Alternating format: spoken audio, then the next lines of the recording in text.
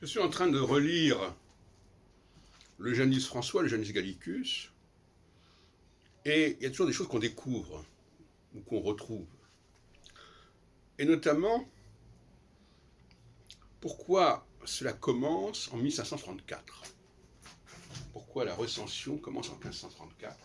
C'est-à-dire bien avant que Nostradamus ait commencé à publier ses almanachs.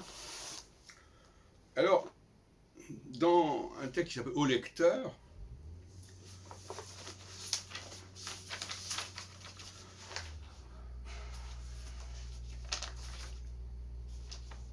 il s'en explique.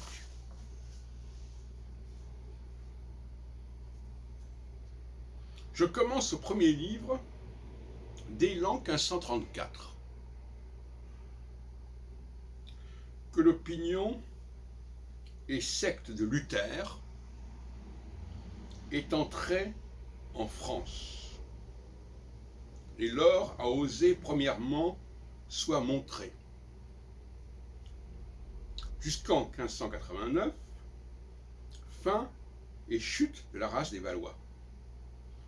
Et commence le second volet du Janus François, la seconde face, qui n'a pas paru d'ailleurs. Dès cette année et mémorable mutation des choses en France, jusqu'à 1607, où nous espérons que les affaires de la religion et de la monarchie, semblablement, après plusieurs troubles, guerres, tempêtes, jouiront d'un meilleur et plus assuré repos dans la grâce de Dieu qu'ils l'auront fait par le passé.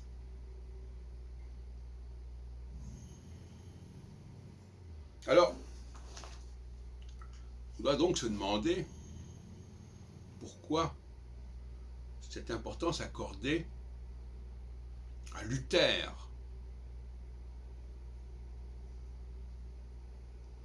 Et je crois que la seule explication est liée à la religion d'Henri de Navarre, qui était lui-même un réformé, un protestant. Autrement dit, jusqu'à preuve du contraire,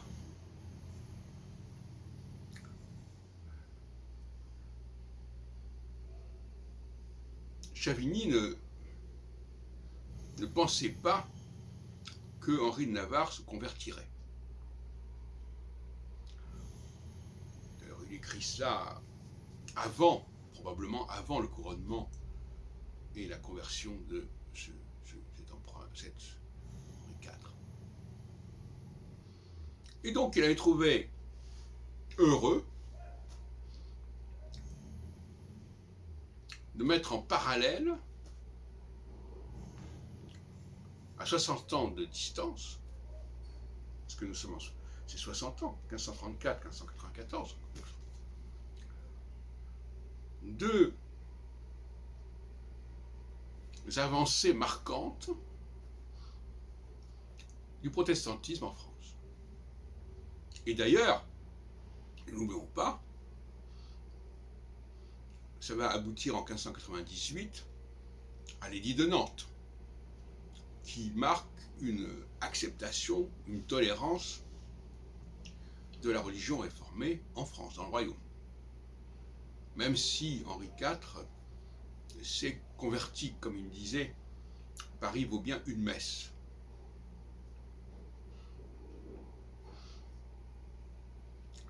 Et je crois que ce point, sauf erreur, n'avait pas été souligné alors qu'il est évident.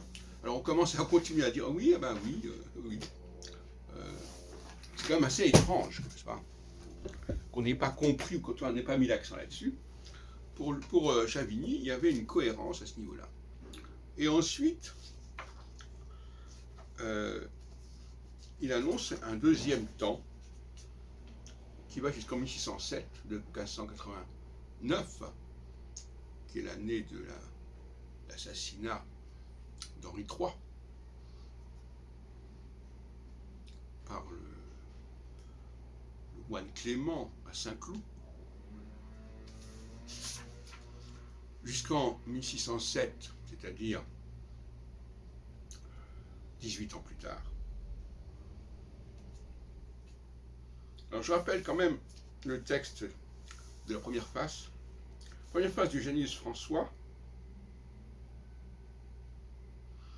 contenant sommairement les troubles, guerres civiles et autres choses mémorables advenues en la France et ailleurs, dès l'an de salut 1534 jusqu'à l'an 1589, fin de la maison valésienne. Donc, il met en avant Chavigny, dans son avis au lecteur, il met en avant l'année 1607.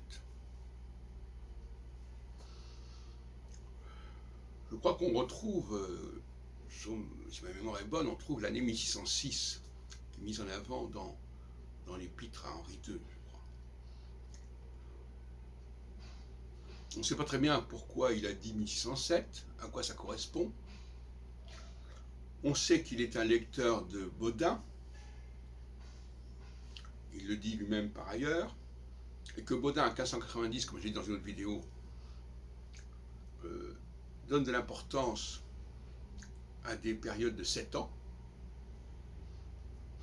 et de 1589 à 1607, nous avons 18 ans. Pas très bien le rapport, c'est un mystère, cette année 1607. Mais, en tout état de cause, ça n'a pas, il n'a pas... Alors il écrit aussi dans les Pléiades par la suite, enfin, ce point, à mon avis, resterait à préciser.